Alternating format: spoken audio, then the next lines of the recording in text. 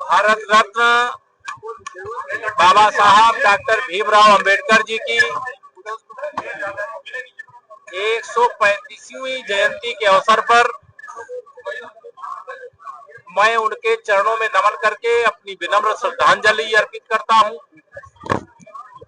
और यह बात गर्वपूर्वक दोहराता हूं कि बाबा साहब का मिशन अधूरा प्रधानमंत्री श्री नरेंद्र मोदी जी के नेतृत्व में एक एक करके कर रहे हैं पूरा।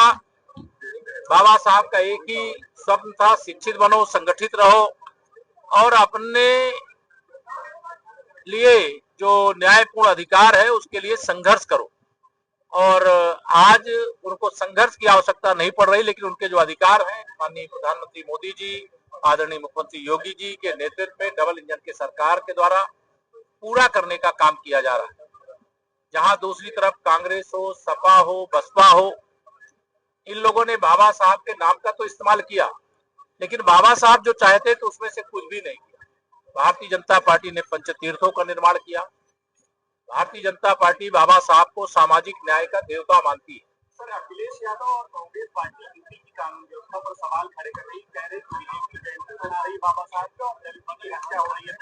जो दलित, पिछड़े, वंचित, शोषित या किसी भी गरीब के साथ इस प्रकार की घटनाओं को अंजाम देने का काम करेंगे, उनके खिलाफ इतनी सख्त और कड़ी कानूनी कार्रवाई होगी।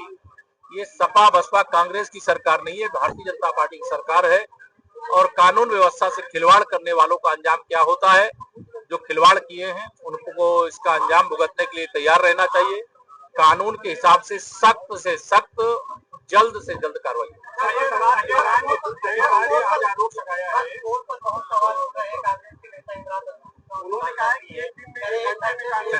देखिए, पहले तो कांग्रेस का कोई बड़बोला नेता कुछ भी बोले, लेकिन 2047 तक श्री राहुल गांधी जी सहित जो भी विपक्ष वाले हैं, जो वक्फ संशोधन बिल के खिलाफ मतदान किए, उन सबको मैं कहना चाहता हूं कि देश की जनता भारतीय जनता पार्टी के साथ है, माननीय प्रधानमंत्री मोदी जी के साथ है और संसद के माध्यम से कानून बनाने का जो अधिकार बाबा साहब ने अपने संविधान के माध्यम से दिया है, वो संसद के माध्यम से बना हुआ कानून है।